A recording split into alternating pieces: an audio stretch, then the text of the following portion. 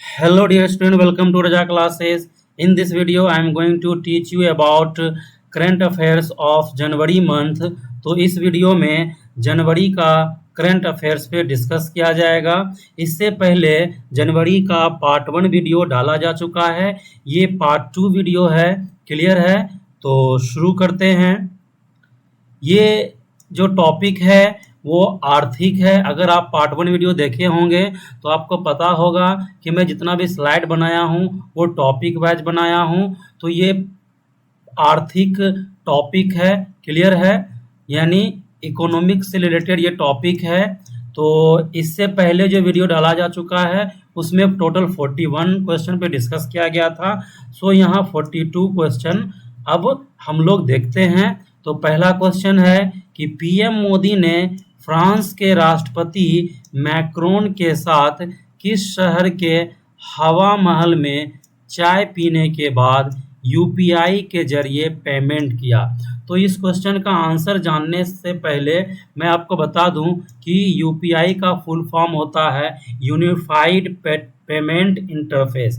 मैं फिर से रिपीट कर दे रहा हूं, यूनिफाइड पेमेंट इंटरफेस, जो कि ये कम्प्लीटली मेड इन इंडिया है। यानी इस तरह की जो टेक्नोलॉजी है या इस तरह का पेमेंट मोड जो है वो किसी भी कंट्री के पास नहीं है। यानी जो यूपीआई जो देख रहे हैं आप जो आजकल यूपीआई बहुत ही ज़्यादा यूज करते हैं या यूपीआई जो हमारे देश में बहुत ज़्यादा पॉपुलर है वो कम्प्लीटली मेड इन इंडिया है। तो अगर आपको पता होगा कि हवा महल कहाँ है, इस क्वेश्चन का आंसर आपको पता होगा। इस क्वेश्चन का आंसर होगा जयपुर। क्लियर है? तो याद रखना है कि फ्रांस के राष्ट्रपति मैक्रोन के साथ पीएम मोदी ने हवा महल में चाय पीने के बाद यूपीआई के जरिया पेमेंट किए थे। एक्चुअली वो मतलब कि राष्ट्रपति मैक्रोन को हमारे प्रधानमंत्री ये एक तरह से यूपीआई के बारे में जानकारी देना चाह रहे थे। क्लियर है? नेक्स्ट क्वेश्चन है कि किस देश के शेयर बाजार ने पहली बार हांगकांग को पीछे छोड़कर दुनिया के स्टॉक मार्केट में चौथा स्थान बनाया। तो ये क्वेश्चन का आंसर होगा ऑप्शन नंबर सी, भारत। तो याद रखना है कि भारत ने हांगकांग को पछाड़कर यानी हांगकांग को पीछे छोड़कर दुनिया के स्टॉक मार्केट में चौथा स्थान बनाया है। क्लियर है? नेक्स्ट क्वेश्चन है किस डिजिटल वॉलेट व पेमेंट प्लेटफॉर्म ने दुनिया भर में यूपीआई का विस्तार करने के लिए एनपीसीआई इंटरनेशनल के साथ एमओयू साइन किया। क्लियर है?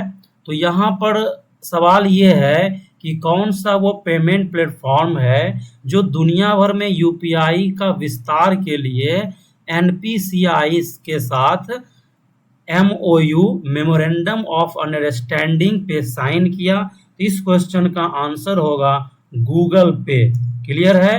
तो याद रखना है कि गूगल पे ने एनपीसीआई के साथ समझौता किया है दुनिया भर में यूपीआई का विस्तार के लिए। क्लियर है? नेक्स्ट क्वेश्चन है कि किस राज्य ने 2026-27 तक 500 अरब डॉलर की अर्थव्यवस्था बनने का लक्ष्य रखा। तो इस क्वेश्चन का आंसर होगा ऑप्शन नंबर सी, गुजरात। तो याद रखना है गुजरात सरकार ने 2026-27 तक 500 अरब डॉलर की अर्थव्यवस्था बनने का लक्ष्य रखा है। क्लियर है? नेक्स्ट क्वेश्चन है एप्पल को पछाड़कर जनवरी 2024 में दुनिया की सबसे मूल्यवान कंपनी कौन बना है। यानी इस क्वेश्चन का आंसर होगा ऑप्शन नंबर बी। तो याद रखना है कि माइक्रोसॉफ्ट ने एप्पल को पछाड़कर जनवरी 2024 में दुनिया का सबसे मूल्यवान कंपनी बन गया है। क्लियर है? नेक्स्ट है कि ग्लोबल स्तर पर अप्रैल से नवंबर 2023 की अवधि में सबसे बड़ी स्टील उत्पादकों में भारत का स्थान बताएं। तो यहाँ पर मेनली सवाल ये पूछा जा रहा है कि ग्लोबल स्तर पर यानी ग्लोबल लेवल पर अप्रैल से नवंबर 2023 की अवधि में सबसे बड़े स्टील उत्पादकों में भारत का क्या स्थान है? तो इस क्वेश्चन का आंसर होगा ऑप्शन नंबर सी यानी दूसरा। क्लियर है? तो यानी यहाँ पर ये हुआ कि भारत का स्थान दूसरा है, तो पहले स्थान पे कौन है? तो पहला स्थान पर चाइना है, याद रखना है। क्लियर है? और दूसरे स्थान पर तो बता ही दिया गया है भारत है, तीसरा स्थान पर जापान है, चौथा पर यूएसए और पांचवा पर है रूस। बिकॉज कि समटाइम्स क्या होता है बड़े एग्जामों में, चाहे वो यूपीएससी का एग्जाम हो या बीपीएससी का एग्जाम हो या फिर अदर पीसीएस का एग्जाम हो, तो उसमें क्या होता है कि करंट अफेयर्स को डिटेल में पूछ लिया जाता है, तो इसीलिए आपको टॉप 5 याद रखना जरूरी है। क्लियर है? नेक्स्ट है जो कि डिफेंस टॉपिक है, तो इसका पहला क्वेश्चन है कि cyclone special operation exercise 2024 Bharat और किस देश की फोर्स के बीच जनवरी फरवरी में आयोजित हुई? सवाल यहाँ पूछा जा रहा है कि cyclone special operation exercise 2024 Bharat और किस देश के बीच हुआ? इस क्वेश्चन का आंसर होगा ऑप्शन नंबर डी मिस्र यानी इजिप्ट। क्लियर है? नेक्स्ट क्वेश्चन है कि ग्लोबल फायर पावर की सैन्य ताकत रैंकिंग 2024 के अनुसार किस देश की मिलिट्री फोर्स सबसे पावरफुल है? तो इस क्वेश्चन का आंसर होगा ऑप्शन नंबर ए यूएसए। तो याद रखना है ग्लोबल फायर पावर की सैन्य ताकत रैंकिंग 2024 में मिलिट्री फोर्स सबसे पावरफुल किसका है? यूएसए का। क्लियर है? नेक्स्ट क्वेश्चन है ग्लोबल फायर पावर की सैन्य ताकत रैंकिंग 2024 के अनुसार भारत का स्थान बताएं। अब यहाँ भारत का स्थान पूछा जा रहा है कि भारत का स्थान कौन सा है? तो इस क्वेश्चन का आंसर होगा ऑप्शन नंबर बी यानी 4। तो याद रखना है कि ग्लोबल फायर पावर की सैन्य ताकत रैंकिंग 2024 में भारत का जो स्थान है वो चौथा है। क्लियर है? अब यहाँ पर टॉप में 4 मेंशन किया हूं, तो यहाँ टॉप 4 आपको याद रखना है कि पहले स्थान पर जो पिछले स्लाइड में बताया गया है अमेरिका है, दूसरे स्थान पर रूस है, तीसरे स्थान पर चीन है और चौथे स्थान पर भारत है। तो सैन्य ताकत रैंकिंग में भारत चौथे स्थान पर है पूरे वर्ल्ड में। क्लियर है? नेक्स्ट क्वेश्चन है डीआरडीओ की सशस्त्र बलों के लिए कौन सी स्वदेशी असॉल्ट राइफल लॉन्च किया? यानी सवाल यहाँ पूछा जा रहा है कि डीआरडीओ ने सशस्त्र बलों के लिए कौन सी स्वदेशी असॉल्ट राइफल लॉन्च किया, यानी इंडिजीनियस असॉल्ट राइफल लॉन्च किया? इस क्वेश्चन का आंसर होगा ऑप्शन नंबर बी उग्रम। क्लियर है? तो याद रखना है डीआरडीओ के द्वारा उग्रम नामक स्वदेशी असॉल्ट राइफल लॉन्च किया गया है। आई होप कि ये स्लाइड आपको क्लियर हो गया होगा। नेक्स्ट है जो कि डिफेंस का लास्ट क्वेश्चन है कि भारतीय नौसेना ने किस महापुरुष की राज मुद्रा से प्रेरित नए एडमिरल्स एपोलेट्स का अनावरण किया? तो इस क्वेश्चन का आंसर होगा छत्रपति शिवाजी। तो अब सवाल यहाँ ये बनता है कि एपोरेट्स क्या होता है? तो एपोरेट्स जैसे कि आप यहाँ फिगर में देख रहे हैं, जैसे पुलिस डिपार्टमेंट में या फिर नेवी में या आर्मी में आप ऑफिसर्स के कंधे पर देखते होंगे इस तरह का बैचेज लगा होता है, इसी को एपोलेट्स कहा जाता है। आप जैसे यहाँ फिगर में देख रहे हैं ये सभी जो है जो कि किसी न किसी ऑफिसर्स के या पुलिस डिपार्टमेंट के ऑफिसर्स या फिर आर्मी ऑफिसर या फिर नेवी या आप एयरफोर्स के ऑफिसर के कंधे पर देखते होंगे, इसी को एपिलोट्स कहा जाता है। क्लियर है? तो इसी से रिलेटेड यहाँ सवाल बना है, तो आंसर होगा यहाँ छत्रपति शिवाजी। क्लियर है? नेक्स्ट अब टॉपिक है अवार्ड से रिलेटेड। तो याद रखना है कि अब हम लोग अवार्ड पे डिस्कस करेंगे। तो सबसे पहला क्वेश्चन है अवार्ड का, जो कि स्लाइड का 53 क्वेश्चन है। राष्ट्रपति ने 2024 में भारत रत्न अवार्ड से किसे सम्मानित करने का घोषणा किया? तो आपको पता होगा कर्पूरी ठाकुर। तो याद रखना है कर्पूरी ठाकुर को 2024 में भारत रत्न देने के लिए ये राष्ट्रपति के द्वारा घोषणा किया गया है। और कर्पूरी ठाकुर का संबंध बिहार राज्य से है। बिहार राज्य के ये पूर्व मुख्यमंत्री रह चुके हैं। क्लियर है? वैसे और भी भारत रत्न की घोषणा हुआ है, वो आपको नेक्स्ट मंथ में देखने को मिलेगा। बिकॉज कि जिस समय यानी ये घोषणा हुआ उस समय के अकॉर्डिंग यहाँ पर कर्पूरी ठाकुर है। बट आगे जो वीडियो आएगा आगे मंथ का, उसमें और भी जिन व्यक्तियों को भारत रत्न दिया गया है वो सारा डिस्कस किया जाएगा। क्लियर है?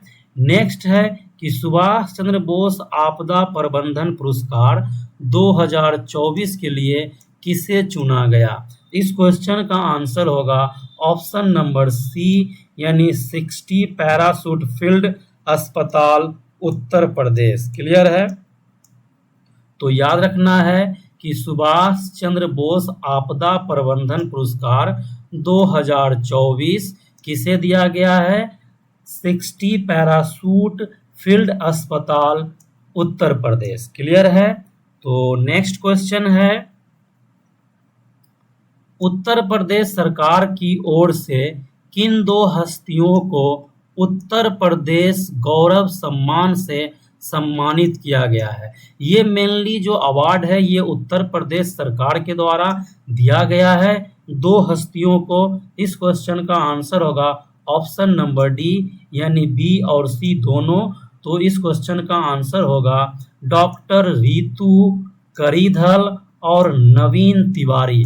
तो याद रखना है डॉक्टर रितु करीधल और नवीन तिवारी को उत्तर प्रदेश सरकार के द्वारा उत्तर प्रदेश का गौरव सम्मान दिया गया है। क्लियर है? नेक्स्ट है किस भारतीय खिलाड़ी को ICC T20 international player of the year 2023 चुना गया है? तो ये क्वेश्चन मोस्ट इम्पोर्टेंट होगा, बिकॉज कि एक भारतीय को ICC T20 international player of the year 2023 चुना गया है। तो ये एग्जाम में जरूर क्वेश्चन छपेगा, तो आपको इसका आंसर याद रखना है। इस क्वेश्चन का आंसर होगा सूर्य कुमार यादव। क्लियर है? तो याद रखना है कि सूर्य कुमार यादव को ICC T20 international player of the year 2023 चुना गया है। नेक्स्ट क्वेश्चन है कि 1 लाख से अधिक आबादी वाले किन शहरों को स्वच्छ सर्वेक्षण 2023 का प्रथम पुरस्कार मिला है? तो आपको इसका आंसर पता होगा। इस क्वेश्चन का आंसर होगा इंदौर और सूरत। अभी तक क्या होता था कि इंदौर ही प्रथम स्थान पे आता था, लेकिन इस बार 2 शहर को प्रथम स्थान मिला है। वो दोनों शहर का नाम है इंदौर, जो कि मध्य प्रदेश का एक शहर है, सूरत जो कि गुजरात का एक शहर है। क्लियर है? नेक्स्ट क्वेश्चन है कि राष्ट्रपति ने सूरत और इंदौर को स्वच्छ सर्वेक्षण 2023 यानी 1 लाख से अधिक आबादी वाला शहर का प्रथम पुरस्कार दिया। इसमें इंदौर ने पहला स्थान कौन सी भी बार प्राप्त किया? तो आपको पहले से पता होगा, कई बार से इंदौर प्रथम स्थान पे आता था। इस क्वेश्चन में मेनली सवाल पूछा जा रहा है कि इंदौर को ये कौन सी भी बार अवार्ड प्राप्त हुआ? तो इस क्वेश्चन का आंसर होगा ऑप्शन नंबर बी, 7वीं। तो याद रखना है इंदौर को 2023 स्वच्छ सर्वेक्षण अवार्ड मिलाकर 7वीं बार ये पुरस्कार दिया गया है, यानी स्वच्छ सर्वेक्षण यानी सबसे स्वच्छ शहर के कैटेगरी में। क्लियर है। नेक्स्ट क्वेश्चन है 1 लाख से कम, इससे पहले था 1 लाख से अधिक आबादी, लेकिन अब क्वेश्चन है 1 लाख से कम आबादी वाले किस शहर को स्वच्छ सर्वेक्षण 2023 का प्रथम पुरस्कार दिया गया। तो इस क्वेश्चन का आंसर होगा सासवड। तो याद रखना है कि इस क्वेश्चन का आंसर क्या होगा, सासवड, यानी सासवड को 1 लाख से कम आबादी वाले शहर में स्वच्छ सर्वेक्षण 2023 का प्रथम पुरस्कार दिया गया है। अब है नेक्स्ट क्वेश्चन जिसका आंसर होगा महू कैंट मध्य प्रदेश। तो क्वेश्चन है किस छावनी बोर्ड को स्वच्छ सर्वेक्षण 2023 का शीर्ष अवार्ड मिला। तो मैं पहले ही इसका आंसर बता दिया हूं कि महू कैंट मध्य प्रदेश को मिला है स्वच्छ सर्वेक्षण 2023 का शीर्ष अवार्ड, लेकिन आपको कैटेगरी याद रखना है कि इसे मिला है छावनी कैटेगरी में। क्लियर है। नेक्स्ट क्वेश्चन है कि स्वच्छ सर्वेक्षण पुरस्कार 2023 में सबसे स्वच्छ गंगा शहरों में शीर्ष अवार्ड किसे मिला है। अब कैटेगरी क्या है, सबसे स्वच्छ गंगा शहर। तो इस क्वेश्चन का आंसर होगा option number B, Varanasi Uttar Pradesh. Clear है।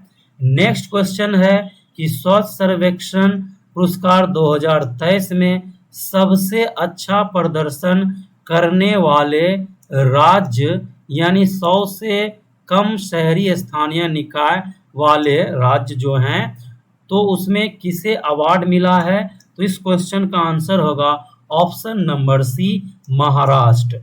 तो मैं इसे फिर से रिपीट कर दे रहा हूं। यहां सवाल पूछा जा रहा है कि स्वच्छ सर्वेक्षण पुरस्कार 2023 में सबसे अच्छे प्रदर्शन करने वाले राज्य कौन सा है। तो आंसर इसका होगा महाराष्ट्र। क्लियर है।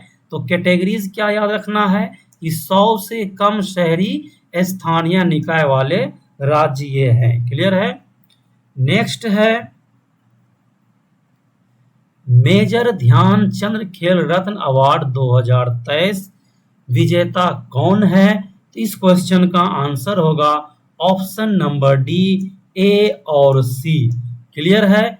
तो यहां पर याद रखना है कि मेजर ध्यानचंद खेल रत्न अवार्ड 2023 के विजेता है ए और सी, यानी चिराग चंद्रशेखर शेट्टी और सात्विक साईराज रंकी रेड्डी। क्लियर है। अब है कि ये दोनों प्लेयर जो हैं यानी चिराग चंद्रशेखर शेट्टी और सात्विक साईराज रंकी रेड्डी का संबंध किस खेल से है। इसका आंसर होगा दोनों बैडमिंटन खिलाड़ी हैं। तो याद रखना है क्योंकि कई बार एग्जाम में ये भी पूछ दिया जाता है कि कौन सा खिलाड़ी का संबंध किस खेल से है। जरूरी नहीं होता है कि मेजर ध्यानचंद खेल रत्न अवार्ड जो मिला है जिन्हें सिर्फ यही पूछा जा सके। समटाइम्स क्या होता है कि जो प्लेयर न्यूज में रहते हैं या फिर जो प्लेयर अच्छा परफॉर्मेंस करता है तो उससे रिलेटेड सवाल पूछ दिया जाता है कि उसका संबंध किस खेल से है। क्लियर है। तो इसीलिए खेल यानी संबंधित खेल भी हमें पता होना चाहिए। नेक्स्ट क्वेश्चन है कि किन खिलाड़ियों को Dhyan Chand lifetime achievement award 2023 मिला। ये जो ऊपर वाला जो 63 क्वेश्चन है ये कैटेगरीज क्या है कि मेजर ध्यानचंद खेल रत्न अवार्ड 2023 दिया गया है, लेकिन अब सवाल है कि Dhyan Chand lifetime achievement award 2023 यानी ये जो है जो भी प्लेयर को मिला है वो लाइफ टाइम जो भी वो अचीवमेंट किए हैं उसके अकॉर्डिंग मिला है। इस क्वेश्चन का आंसर होगा ऑप्शन नंबर डी यानी ए और बी दोनों। क्लियर है। तो ए ऑप्शन में क्या है, मंजूषा कंवर और कविता सेल्वराज, और बी में है विनीत कुमार शर्मा। ये तीनों व्यक्ति को Dhyan Chand lifetime achievement award 2023 दिया गया है। अब सवाल ये बनता है कि इनका संबंध किस खेल से है। तो इसका जो ये तीनों जो प्लेयर हैं इनका संबंध है, जैसे कि मंजूषा कंवर का संबंध बैडमिंटन से है, उसके बाद कविता सेल्वराज का संबंध कबड्डी से है, और विनीत कुमार शर्मा का संबंध हॉकी से है। तो मैं पहले ही बताया हूं कि संबंधित खेल भी याद रखना जरूरी होता है। क्लियर है। तो नेक्स्ट क्वेश्चन है जो कि अवार्ड का लास्ट क्वेश्चन है कि कितने खिलाड़ियों को अर्जुन पुरस्कार 2023 मिला है। इस क्वेश्चन का आंसर होगा टोटल 26, यानी टोटल 26 खिलाड़ी को अर्जुन पुरस्कार 2023 दिया गया है। तो सवाल बनता है कि अर्जुन पुरस्कार कब शुरू हुआ। तो 1961 से अर्जुन पुरस्कार दिया जाता है, बिकॉज कि ये स्टैटिक जीके में कई बार क्वेश्चन ये बना है। बहुत सारे एग्जाम में ये क्वेश्चन पूछा गया है कि अर्जुन पुरस्कार की शुरुआत कब हुआ है। तो आंसर होगा 1961। अब है कि जो 26 प्लेयर को जो अर्जुन अवार्ड दिया गया है उसमें है कि किनको किनको दिया गया है, वो थोड़ा सा एक ओवरव्यू ले लेते हैं। तो सबसे पहले जो यहाँ 13 लिस्ट है, वैसे तो सभी एग्जाम में नहीं पूछा जाएगा, लेकिन इसमें से जो प्रमुख प्लेयर हैं उससे सवाल बनेगा। लेकिन एक बार अगर आप इसे कई बार रीड कर लेते हैं तो अगर एग्जाम में बाय चांस पूछ भी देगा तो ऑप्शन से आप छांट लेंगे। तो सबसे पहला है ओजस परवीन देवताले, जिनका संबंध तीरंदाजी से है। दूसरा है अदिति गोपीचंद स्वामी, जिसका संबंध तीरंदाजी से है। अगला है मुरली श्रीशंकर एथलेटिक्स। नेक्स्ट है पारुल चौधरी एथलेटिक्स। नेक्स्ट है मोहम्मद हुसामुद्दीन मुक्केबाजी से है। नेक्स्ट है आर वैशाली शतरंज से है। नेक्स्ट है मोहम्मद शमी, जिनका संबंध क्रिकेट से है, आपको पता ही होगा। नेक्स्ट है अनूस अग्रवाल घुड़सवारी। नेक्स्ट है दिव्य कीर्ति सिन्हा घुड़सवारी ड्रेसेज। नेक्स्ट है दीक्षा डागर गोल्फ। नेक्स्ट है कृष्ण बहादुर पाठक हॉकी। नेक्स्ट है सुशीला चानू हॉकी। नेक्स्ट है पवन कुमार कबड्डी। ये टोटल 13 लिस्ट है। और आगे का लिस्ट जो आप देख सकते हैं, तो आप इसका क्या करें कि स्क्रीनशॉट ले लें, जिससे कि आपको रिवीजन करने में आसान होगा। इसे कुछ नहीं करना है, बार बार ये सभी लिस्ट को पढ़ना है, जिससे क्या होगा कि अगर एग्जाम में पूछ दिया जाएगा तो उससे आप एग्जाम में ऑप्शन से छांट सकते हैं। क्लियर है। तो इसे रटना नहीं है, बार बार इसे पढ़ना है, जिससे कि आप ये टॉपिक क्लियर आपका हो जाएगा। अर्जुन पुरस्कार क्लियर है। तो इसका आप स्क्रीनशॉट जरूर ले लें। नेक्स्ट है जो कि अवार्ड से ही क्वेश्चन है। सॉरी, मैं बोल दिया था कि पिछले स्लाइड में कि अवार्ड का लास्ट क्वेश्चन है, लेकिन अवार्ड से रिलेटेड और भी क्वेश्चन है कि Dronacharya award for outstanding coach. अब ये है कि द्रोणाचार्य पुरस्कार आपको पता होगा कि कोच को दिया जाता है, जो भी प्रशिक्षु होते हैं, प्रशिक्षक जो प्रशिक्षण देते हैं, उन्हें ये अवार्ड दिया जाता है, द्रोणाचार्य अवार्ड। तो ये पुरस्कार किन्हें दिया गया है रेगुलर कैटेगरी में। तो इस क्वेश्चन का आंसर होगा उपयुक्त सभी, यानी उपरयुक्त सभी को दिया गया है, यानी ललित कुमार, आरवी रमेश, महावीर प्रसाद सैनी, शिवेंद्र सिंह और गणेश प्रभाकर देव रुखकर। तो याद रखना है कि ये सभी व्यक्ति को द्रोणाचार्य पुरस्कार आउटस्टैंडिंग कोच 2023 की कैटेगरी यानी रेगुलर कैटेगरी में इन्हें दिया गया है। क्लियर है। नेक्स्ट है कि Dronacharya award for outstanding coach 2023 life time category में किन्हें दिया गया है। इस क्वेश्चन का आंसर होगा ऑप्शन नंबर डी, उपरोक्त सभी। तो याद रखना है कि जस कीरत सिंह गरेवाल, जयंत कुमार पुशीलाल और भास्करन ई को Dronacharya award for outstanding coach 2023 दिया गया है लाइफ टाइम कैटेगरी में। ऊपर था रेगुलर कैटेगरी और यहाँ से जो ये क्वेश्चन है ये है life time category. Life time category का मतलब होता है कि वो व्यक्ति पूरे लाइफ टाइम यानी पूरे अपने करियर में जो योगदान दिए हैं उसके अकॉर्डिंग उन्हें अवार्ड दिया जाता है, तो उसी को कहा जाता है life time achievement award. Clear है।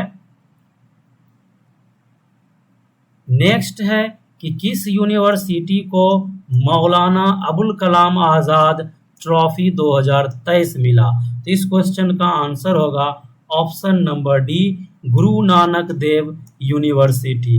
तो गुरु नानक देव यूनिवर्सिटी को मौलाना अबुल कलाम आज़ाद ट्रॉफी 2023 मिला।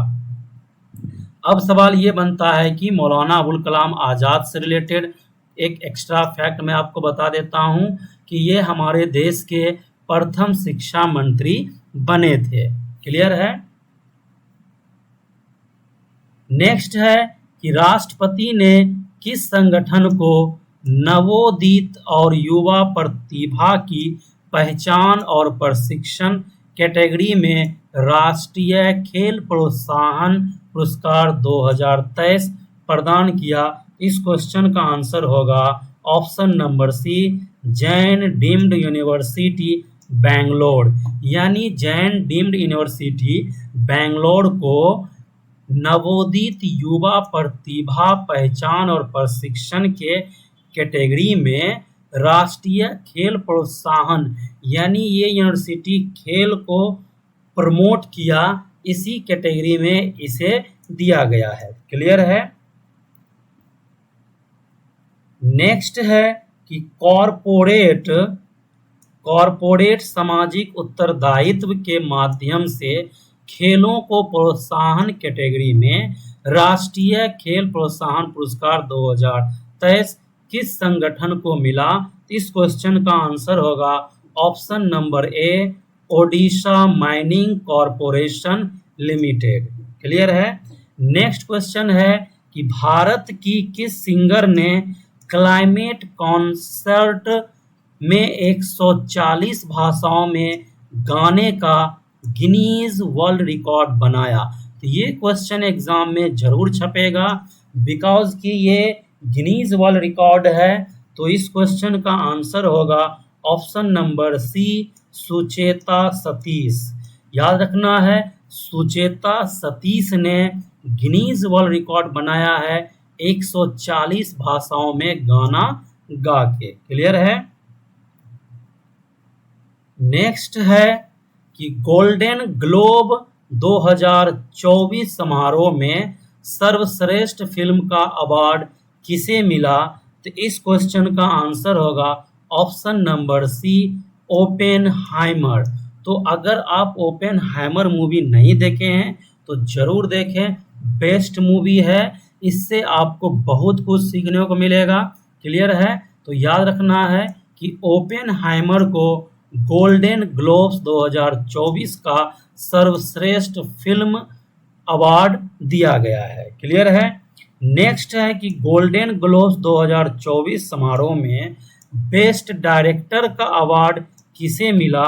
इस क्वेश्चन का आंसर होगा ऑप्शन नंबर ए, यानी क्रिस्टोफर नोलन। ये ओपेनहाइमर के डायरेक्टर हैं क्रिस्टोफर नोलन। क्लियर है। इन्हें मिला है डायरेक्टर कैटेगरी में। क्लियर है। नेक्स्ट है जो कि गोल्डन ग्लोब से ही सवाल है कि गोल्डन ग्लोब्स 2024 समारोह में बेस्ट एक्टर यानी पुरुष अवार्ड किसने जीता? इस क्वेश्चन का आंसर होगा option number C, Cillian Murphy, film Oppenheimer. तो फिल्म ओपेनहाइमर के जो एक्टर हैं जिनका नाम है सिलियन मर्फी, इन्हें दिया गया है बेस्ट एक्टर कैटेगरी में गोल्डन ग्लोब्स 2024 का अवार्ड। क्लियर है। नेक्स्ट है कि गोल्डन ग्लोब्स 2024 समारोह में बेस्ट एक्टर फीमेल कैटेगरी में किन्हें दिया गया है? इस क्वेश्चन का आंसर होगा option number D, lily grade stone film का नाम है killer of the flower moon. Clear है। तो ये गोल्डन ग्लोब से रिलेटेड सवाल था, जो कि पहला सवाल था कि फिल्म कैटेगरी में, यानी फिल्म में सबसे जो बेस्ट फिल्म अवार्ड मिला है ओपेनहाइमर को। उसके बाद था कि डायरेक्टर, बेस्ट डायरेक्टर का अवार्ड जो मिला है वो क्रिस्टोफर नोलन को मिला था। उसके बाद बेस्ट एक्टर यानी मेल कैटेगरी में सिलियन मर्फी को दिया गया था। और उसके बाद है बेस्ट एक्टर फीमेल कैटेगरी में लिली ग्रैड स्टोन को दिया गया। क्लियर है। अब आप यहाँ पर देख रहे होंगे कि दोनों जगह बेस्ट एक्टर लिखा गया है। तो आपको पता होगा कि जब भी अवार्ड दिया जाता है एक्टर के नाम से ही दिया जाता है, चाहे वो एक्ट्रेस हो या एक्टर हो, वो क्या होता है कि पुरुष और महिला करके दिया जाता है। क्लियर है। तो याद रखना है इस क्वेश्चन का आंसर, बिकॉज कि ये क्वेश्चन एग्जाम में जरूर आने का संभावना है। क्लियर है। नेक्स्ट है कि संगीता कलानिधि पुरस्कार 2023 किसे मिला। इस क्वेश्चन का आंसर होगा बॉम्बे जयश्री। तो याद रखना है कि संगीता कलानिधि पुरस्कार 2023 बॉम्बे जयश्री को दिया गया है। अब सवाल ये बनता है कि संगीता कलानिधि पुरस्कार किस राज्य के द्वारा दिया जाता है। तो इसका आंसर होगा कर्नाटक। याद रखना है कर्नाटक राज्य के द्वारा संगीता कलानिधि पुरस्कार दिया जाता है, जो कि 2023 का जो मिला है बॉम्बे जयश्री को दिया गया है। यहाँ पर मैं मेंशन भी किया हूँ कि यह अवार्ड कर्नाटक संगीत में विशिष्ट योगदान के लिए दिया गया है। यानी बॉम्बे जयश्री को यह जो अवार्ड दिया गया है कि कर्नाटक संगीत में एक विशिष्ट योगदान के लिए दिया गया है। नेक्स्ट है कि यह अवार्ड कर्नाटक संगीत के क्षेत्र में सर्वोच्च पुरस्कार माना जाता है। ये मैं पहले ही बताया हूँ कि ये अवार्ड जो है कर्नाटक सरकार के द्वारा दिया जाता है और ये संगीत के क्षेत्र में कर्नाटक में सर्वोच्च पुरस्कार माना जाता है। नेक्स्ट है कि यह पुरस्कार मद्रास संगीत अकादमी द्वारा प्रदान किया जाता है। तो ये भी आपको याद रखना है कि संगीता कलानिधि पुरस्कार किसके द्वारा दिया जाता है, मद्रास संगीत अकादमी। क्लियर है। नेक्स्ट जो आप क्वेश्चन है वो पुस्तक एवं लेखक से रिलेटेड है। तो इसका पहला क्वेश्चन है कि पुस्तक Gandhi a life in 3 campaigns के लेखक कौन है, जिसे जनवरी 2024 में लॉन्च किया गया। इस क्वेश्चन का आंसर होगा option number C, MJ Akbar. तो याद रखना है एमजे अकबर के द्वारा Gandhi a life in 3 campaigns पुस्तक लिखा गया है। नेक्स्ट है कि पुस्तक 4 स्टार्स ऑफ डेस्टिनी, पुस्तक का नाम है 4 स्टार्स ऑफ डेस्टिनी। तो ये किस पूर्व सेना प्रमुख की कथा है यानी ऑटोबायोग्राफी। इस क्वेश्चन का आंसर होगा option number D, general Manoj Mukund Naravane. तो याद रखना है जनरल मनोज मुकुंद नरवणे का जो ऑटोबायोग्राफी है उस पुस्तक का नाम है 4 स्टार्स ऑफ डेस्टिनी। क्लियर है। तो इसी के साथ ये वीडियो समाप्त होता है। तो जनवरी मंथ में और भी करेंट अफेयर्स है और भी क्वेश्चन है, तो आप नेक्स्ट वीडियो का वेट करें। इससे पहले पार्ट 1 वीडियो डाला जा चुका है, तो उसका मैं डिस्क्रिप्शन में लिंक डाल दूंगा, या फिर मैं जहां यहाँ पे जो सर्कल बना रहा हूँ यहाँ पर एंड स्क्रीन में आपको करेंट अफेयर्स नाम से प्ले लिस्ट दिख जाएगा, तो वहां से आप जनवरी का पार्ट 1 वीडियो देख सकते हैं।